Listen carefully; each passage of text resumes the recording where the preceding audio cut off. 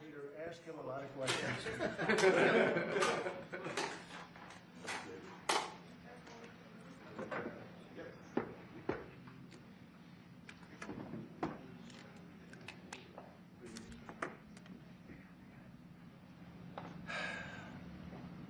You all set? So it's an honor to have you back.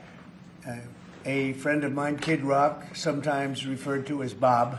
I know him as Bob, but he's been a good friend for a long time, many years, and he's been after something that is for the good of a lot of people, including, in particular, the public, and having to do with ticket sales and scalping and all of the gouging that you have been reading about. That's gotten worse and worse with time. And I didn't know too much about it, but I checked it out, and it is a big problem. And I thought, I think you've been trying to get this done for 20 years or something. He said Trump got it done in 2 weeks.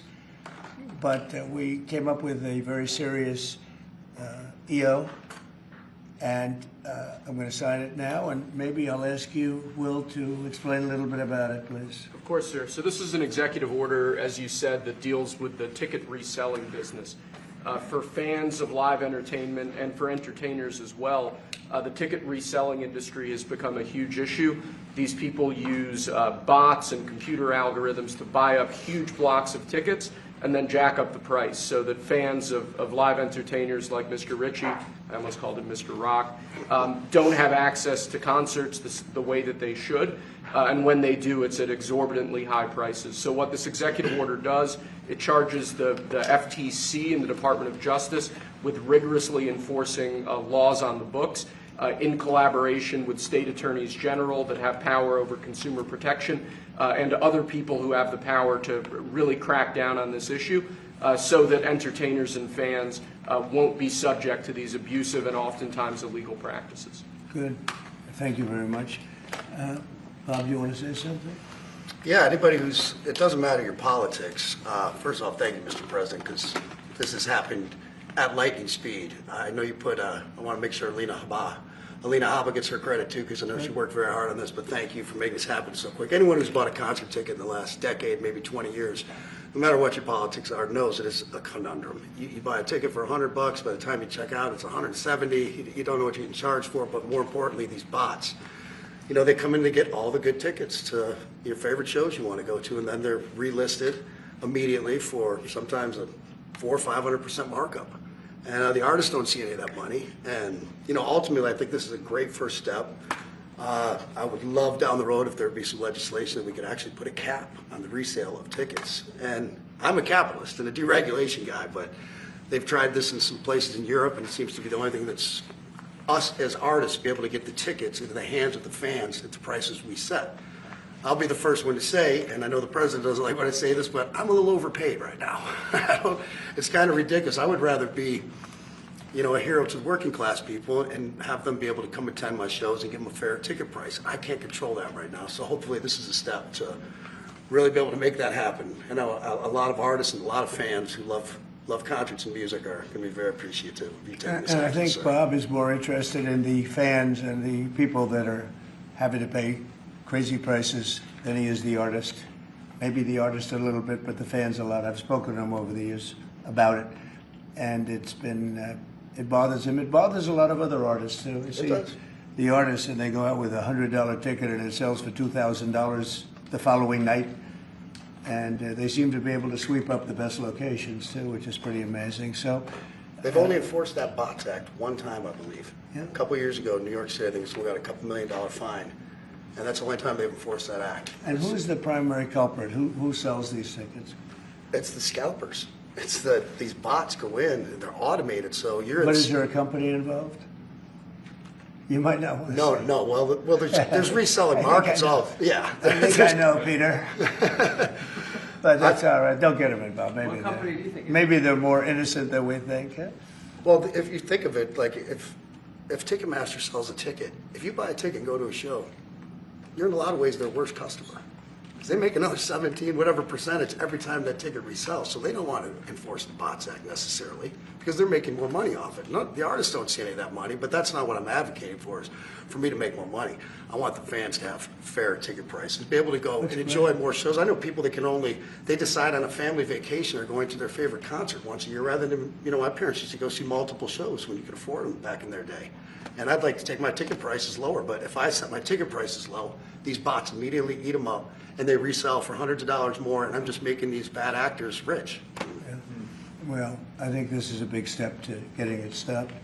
Do you have something, Brian? Yeah, I do actually. I actually feel that the consumer is going to take the money that they've saved and actually buy merch, which you guys have a big percentage of, or do concessions, which you guys split with the venue on that as well. So I think their money We don't goes share in further. concessions a lot. But No? those are, we try to, but they don't want to share it in the beer prices and parking or any of that stuff. But the bottom line is there's money for everyone to be made.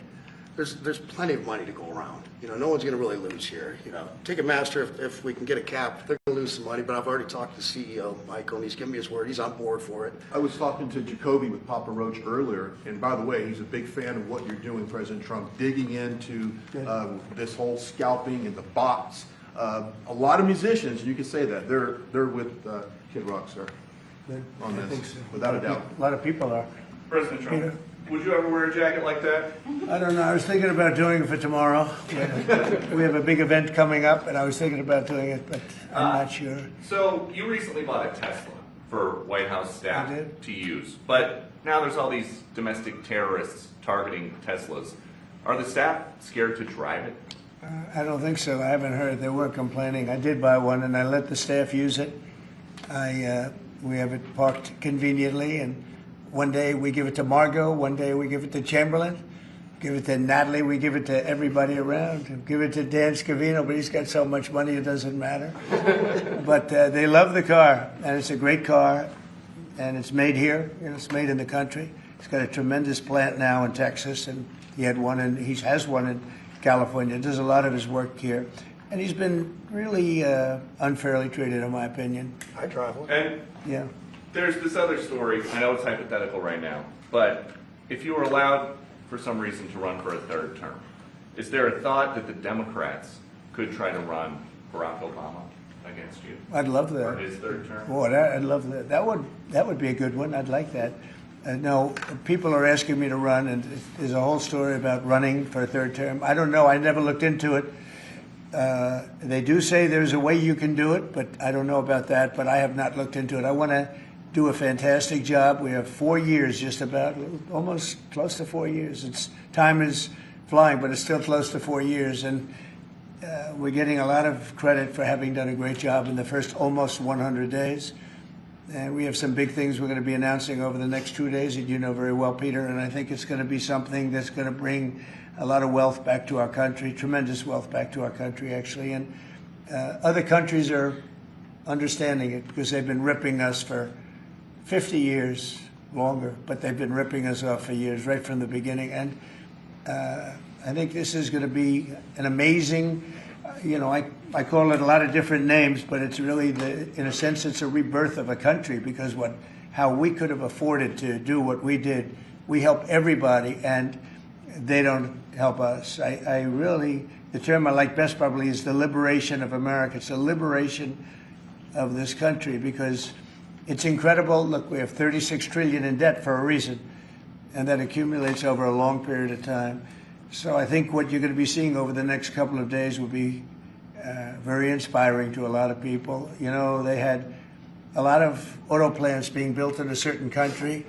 I don't want to mention the country because we get along great with the country, but those plants aren't being built there anymore. They gave them up today and yesterday, day before, and they're building them all now in the United States. And we have many examples, not only auto plants, chip companies from Taiwan are coming in. The biggest, Mr. Wei, he's big. I said, you are a smart guy, aren't you? I've been reading about him over the years, but he controls a large portion of the chip business, as you know. You don't get smarter. They're going to be investing $200 or $300 billion. Apple's investing $500 billion. They always built their places in China. Now he's building here. I think because of you speak to Tim Cook, because of the election, but maybe more importantly because of the tariffs. he's got really an obligation to do it. But we have many, many companies that you haven't even heard of. But I think we'll be at $5 trillion very soon. And if you think about this, we've never been anywhere near that. I don't know if we've ever been at $1 trillion. What do you mean by that? We're 500. What do I mean by a trillion? 5 trillion. What are you referring to, sir? I think that we're going to be at $5 trillion of investment. I think you're going to have investments very shortly. We're already 3.5, and we have commitments, verbal commitments for a lot more. And numbers like that have never been done in this country. And it's going to get harder. This is in 2 months. It's really in less than 2 months, because since we've really gone out with it. And we have other interesting things happening. But to me, the whole tariff situation, and essentially they've done that to us for many years. So if we're anywhere near $5 trillion in 2 months, this could be numbers like the country's never seen. And every time you hear a dollar spent, that's another job, because the jobs are coming with it. So auto plants, chip plants, pharmaceuticals, lumber coming in.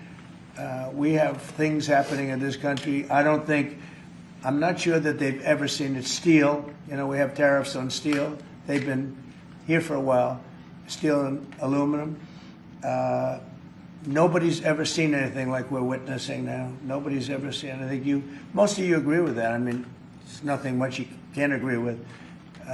We have things happening in terms of jobs and investment, the likes of which I don't think we've ever seen. If you look at, let's say, $4 to $5 trillion in a period of a month and a half, that's even more than you do with your concerts, which are always sold out, right?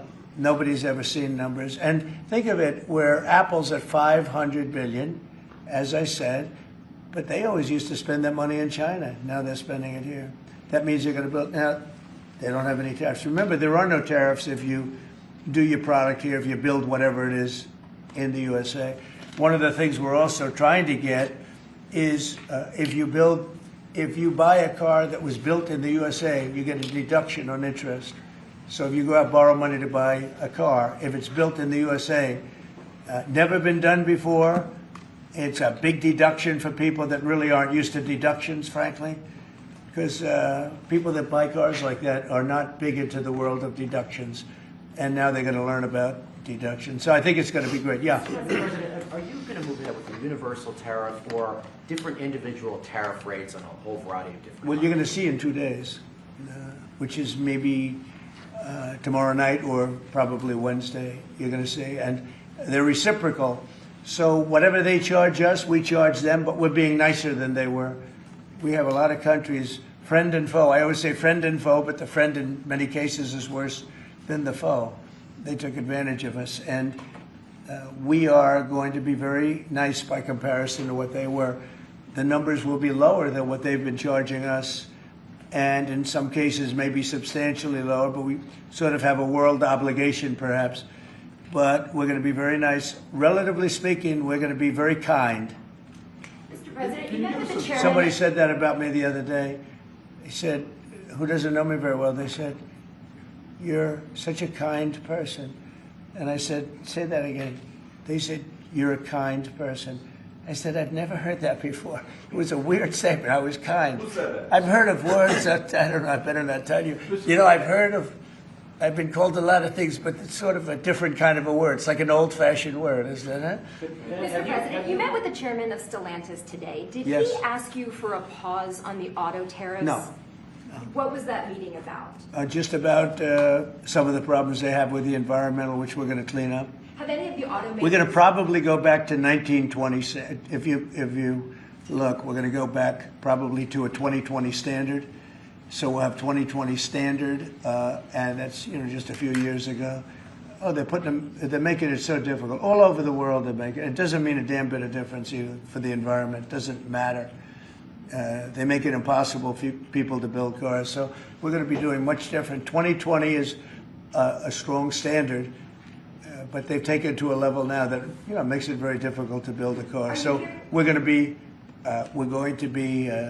bringing it back to a standard that He's a very good environmental standard, but it makes it possible to build a car. Have you heard any concerns from the automakers, though, about the tariffs on parts that will go into effect over the coming weeks, about They what all that's going know. to mean for the price of Well, I gave them a American-made big break cars? for a month. I didn't charge them anything, for a big month, for that first month. And they brought a lot of material into this country because they could bring it in without tariff.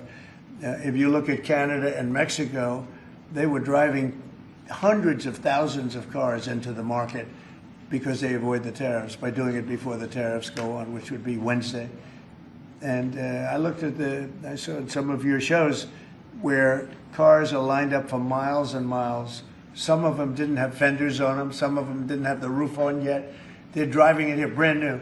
They're driving it in because they want to avoid the tariffs. I let them have that. They sort of took advantage of it because, that wasn't part of the deal, but that's okay. Are there any They're countries- great American car companies, and so I gave them a little break on that. Yeah. Are there any countries that you're not targeting on Wednesday? Well, it depends. I said it's reciprocal. Not everybody has made a fortune, but almost everybody has, but not everybody. And the ones that haven't, we're going to be very nice to them. And on a separate issue, Because that word reciprocal is very important. What they do to us, we do to them. Okay, can please. I just ask you briefly on President Putin? You said over the weekend, or indicated over the weekend, some frustration with him. How serious are you about imposing oil sanctions on No, I Russian want oil? to see him make a deal so that we stop Russian soldiers and Ukrainian soldiers and other people from being killed. But mostly it's Russian and Ukrainian soldiers.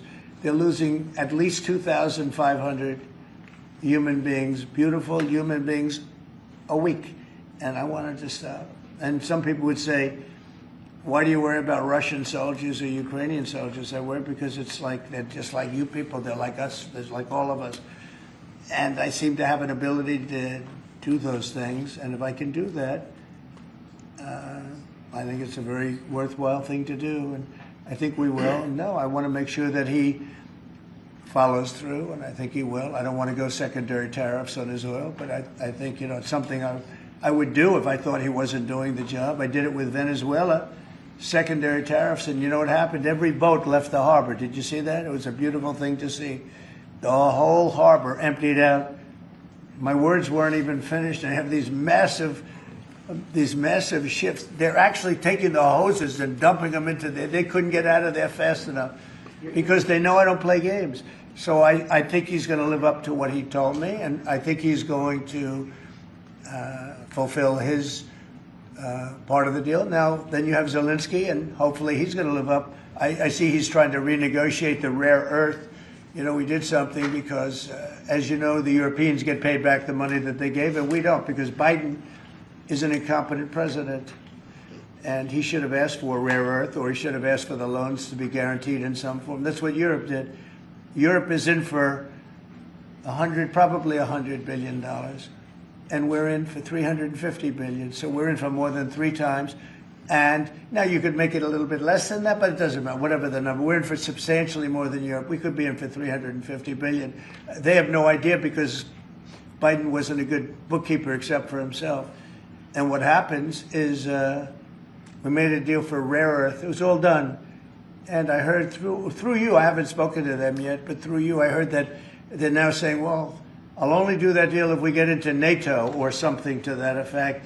Well, that was never, number one, discussed. Number two, I think it's going to be long before Putin, they said you're not going into NATO. And it could be, that's probably the reason the war started, actually. We're hours away from a very special election. Wisconsin, Florida. I want to share your thoughts on Republican voters to not sleep on this. These are 2 very important races to get out. Well, it's a big race, Supreme Court race in Wisconsin. It's taking place essentially as it was early voting, and so we'll see what happens. It's a big race. I love Wisconsin. We won Wisconsin. Republicans typically don't do very well in Wisconsin, but I did. I actually won it twice. I actually probably won it 3 times, to be exact. We played their side. Not probably. I won it 3 times. And we had a rigged election the second time, but that's, one of those things. We had to make this one too big to rig. Would you agree with that, Brian? Yes, too big sir. to rig? Yes, sir. So anyway, but there's a big race, and I hope you get out and vote for the Republican. The woman is a radical left lunatic. and let's see who wins. But the woman will be very bad. And Wisconsin's a big state politically, and the Supreme Court has a lot to do with elections in Wisconsin. So if whoever it is that's running, including even Senate races, etc., but whoever it is in 4 years that runs, having Wisconsin is a very big. We won it early and big, but winning Wisconsin's a big deal. So therefore, the Supreme Court choice that is the one you're talking about right now. It's a big race. It's going to be announced fairly shortly. President Trump, on TikTok, big week of deadlines. You got Liberation Day and the TikTok deadline Yeah, is this we week. do, which I can extend if I want, but we have a lot of enthusiasm for TikTok, for buying it. I think TikTok is good. I used it I was a great TikTok guy, and we won by 36 points, the youth. We won the youth, which Republicans don't do. Maybe it's because Kid Rock likes Trump, I don't know, but we won the youth by 36 points, and I attribute some of that to TikTok. Is the TikTok deal, the negotiations now, tied to a bigger tariff deal with China? No, but it could be. I mean, I've used tariffs for lots of different reasons, but I could see, 1 point in tariffs with China, big country, would be probably worth more than all of TikTok, as valuable as TikTok is. It's big stuff. So there's a great example. That's a great question, actually. I'm a very flexible person. I could use that for that. Like, maybe I'll take a couple of points off if I get approvals for something. I haven't done it. Maybe I'll do it, maybe I won't. But it's a very good question. Peter, you're very good. Thank you. You'll love this one. Go ahead. It's not front page news, but I am just curious. What is your thought about Tiger Woods now becoming part of the broader Trump family?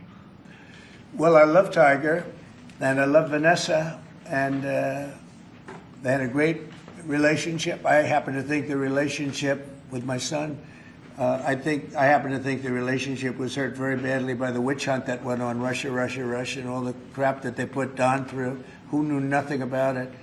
But Vanessa and Don had a very good relationship. They have incredible children, 5 incredible children, all good athletes, all great students. They're great. And they broke up, quite a while ago, and which was to me very sad because I think they're both great, Don and Vanessa. And Tiger actually called me a few months ago, and you have a very special, very good relationship with Tiger. I played golf with him a couple of times over the last month, and he's a fantastic guy and a fantastic athlete. And he told me about it, and I said, Tiger, that's good. That's good. I'm very happy for both. I just let them both be happy. Let them both be happy. They're both great. To follow up on China, China, South Korea, and Japan say they're going to work together in cooperation to respond to the tariffs that you're going to put into effect this week. Are you concerned that this move of the tariffs this week could push some of the United States' closest allies to work with China? No, I'm not worried about it.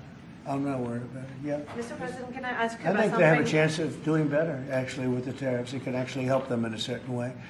And I think a lot of them will drop their tariffs because, they've been unfairly tariffing the United States for years. And if you look at the European Union on cars, the European Union already dropped their tariff down to 2.5%. It was announced a couple of days ago, which is what which is a very small tariff. The United States charged very little. And I think I heard that India just a little while ago is going to be dropping its tariffs very substantially. And I said, why didn't somebody do this a long time ago? A lot of countries are going to be dropping their tariffs. About something that happened in France today, Mr. President. Marine Le Pen, the far-right leader, got convicted in court and is now banned from running for office for 5 years. Do you have a comment on that? That's a big deal. That's a very big deal. I know all about it, and a lot of people thought she wasn't going to be convicted of anything, and I don't know if it means conviction, but she was banned for running for 5 years, and she's the leading candidate. That sounds like this country. That sounds very much like this country. Okay, anybody else? You presented with a bunch of proposals for tariffs by your advisors that you're talking about that idea publicly. And who? That your advisors have presented ideas They to you do. about tariffs and what to do in the next few days. Have you settled Well, on you're any- going to see, I've settled, actually a long time ago. But we talk about it. We talk about it a lot. We want to do what's right for the country and even the world. It affects the world, not just this country. This has been the piggy bank for the entire world. So it really does affect the world, and that's important to me also. Yeah.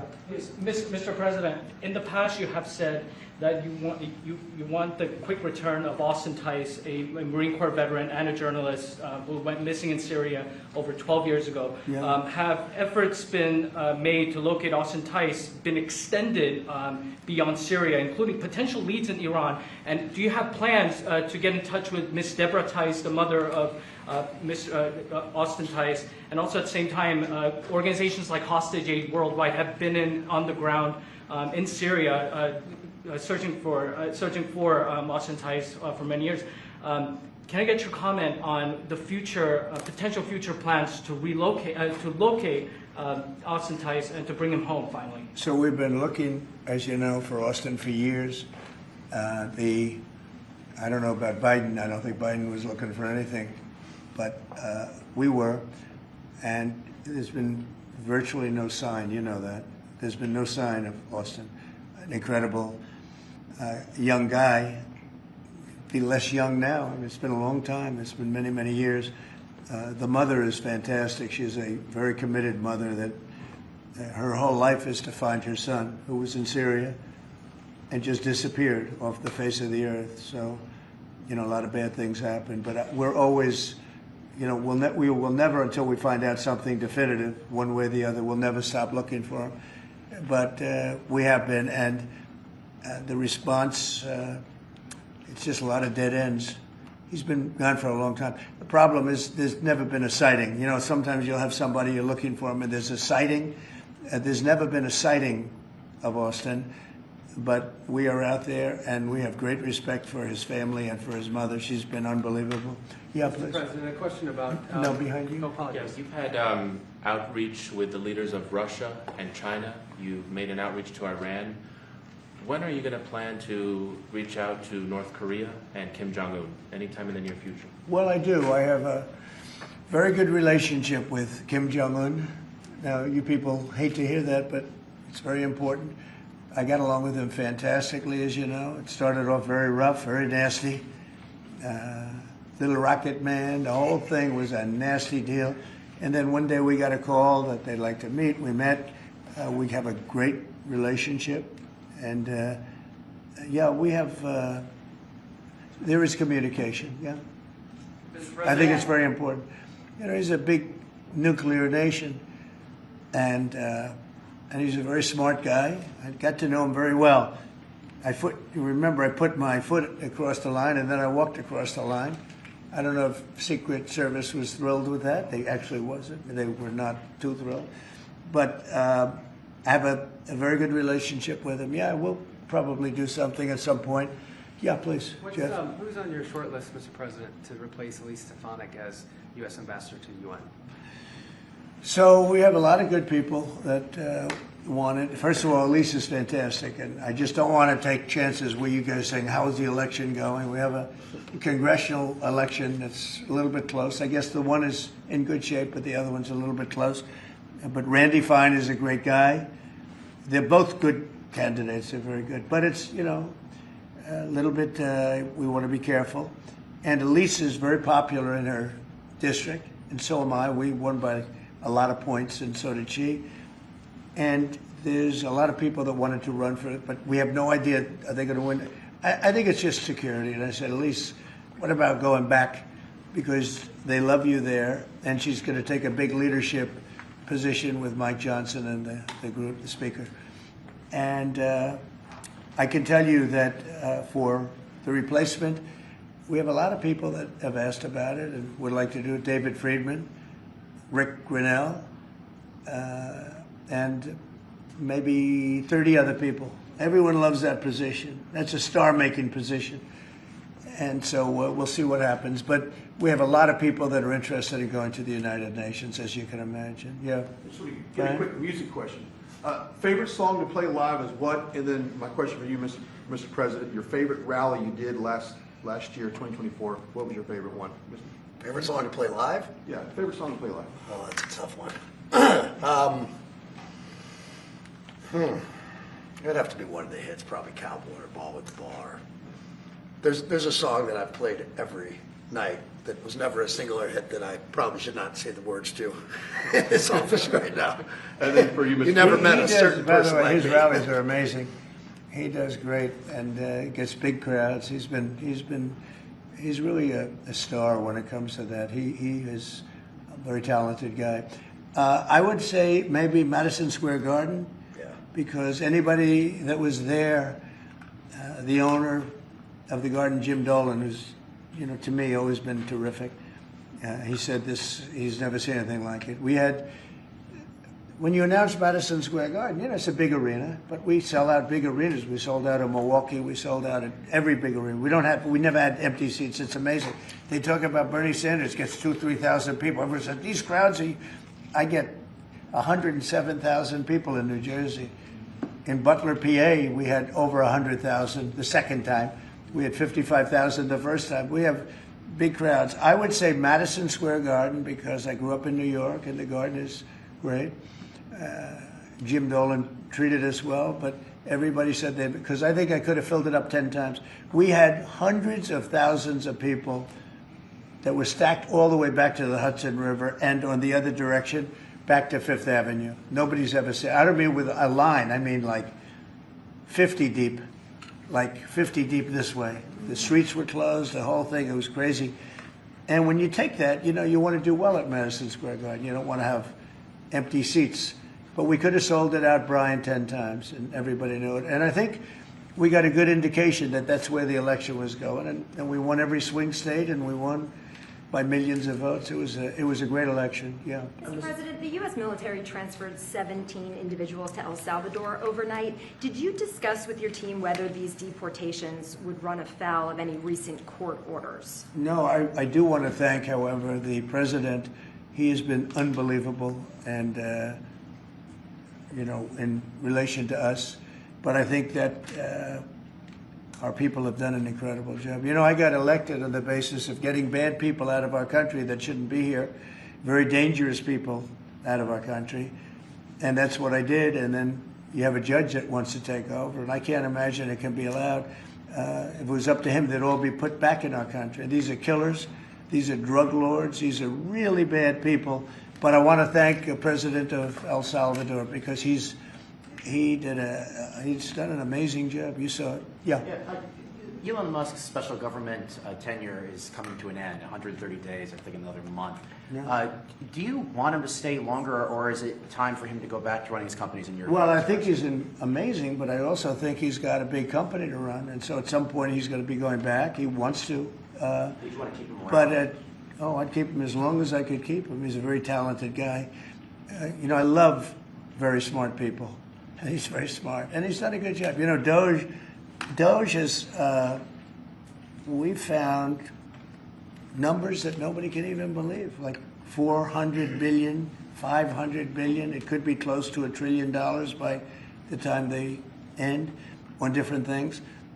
And he's led the charge. And you've seen a lot of his people. And these are people that joined up. I always say they're high IQ people. I like high IQ people. And they've done a great job. No, at some point, Elon's going to want to go back to his company. I will say he's got, despite the way he's been treated, so he's an American patriot, but the way he's been treated with Tesla is just terrible. It's just terrible. Once he goes In fact, back- you have a Tesla, and you love it. You love it. He was saying before he bought a Tesla, he loved it. A lot of people are buying Teslas, I think, and I hope they are. He should not be treated that way. He's done an incredible service to our country. Well, once he goes back, is Doge going to keep operating even without Elon here? Well, I can't tell you that. I can say this, that a lot of the people that are working with Doge are the secretaries, the heads of the various agencies, and they've learned a lot, and they're dealing with the Doge people. I think some of them may try and keep the Doge people with them, but, at a certain point, I think it will end. But they have also gotten a big education, and they're doing a really good job. There'll be a point at which the secretaries will be able to do this work and do it very, as we say, with the scalpel. And that's what we want. Yeah, Jeff? Mr. President, have you had any updates on the U.S. soldiers missing in Lithuania? I have. Can you give us an update? So 3 are no longer with us, and 1 is unfortunately probably in the same category, but they haven't declared that yet. It was a very heavy truck, like a toy, but I mean, really heavy, that lifted the heaviest equipment. And it would seem that the bank of a lake collapsed. You know, the weight is so big. And it was at night, and it was very cold weather, and ice, a lot of ice. And it's possibly slipped, and the weight is so enormous of this thing. It's a massively heavy vehicle. And if they slipped a little bit, that's probably what happened, and it flipped. And 3 are gone, and 1 is missing. On a separate topic, follow up on immigration. Did you see the video of the Tufts University student who was taken off the street by ICE agents last week in hoodies and masks? There's been a lot of criticism of that. Are you comfortable with how that was handled? Well, I haven't really looked at it in any detail, but I will. I mean, I have seen it quickly, but not. I wouldn't want to comment on. Yeah, please. Yeah, Mr. President, would you be able to confirm recent reporting that you are making plans to go to Saudi Arabia next month? And if so, why is Saudi Arabia so important? So, I have a very good relationship with the Middle East. In fact, if you look at Michigan, I won the vote by a lot. People were a little surprised. And I have a very good relationship with Mohammed and the king. His son is Mohammed. He's great. Crown Prince, actually, he's Prime Minister, too. He's got a lot of good titles. But he's great. And the king has been wonderful. And if you remember, last time I went to Saudi Arabia, I put him first on the list because they agreed to buy $450 billion worth of American goods, military and otherwise. And they did. And it was an unbelievable day. It was in this gorgeous ballroom, and companies were there from many, probably 100 companies, and they were given anywhere from $40 or $50 million to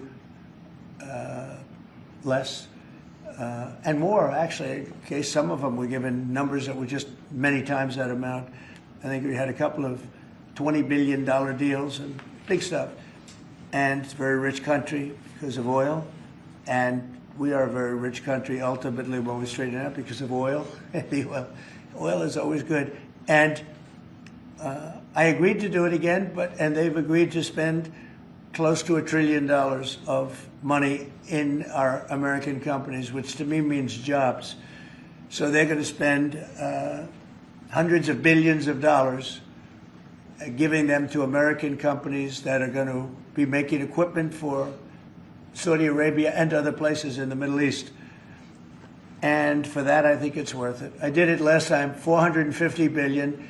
And the press was there. It was one of the most unique days I've ever seen, where companies would get up and you're getting $20 billion. They named the company. The chairmen were all there, every chairman and top person in the company. You remember that, Peter? I don't know if you were there.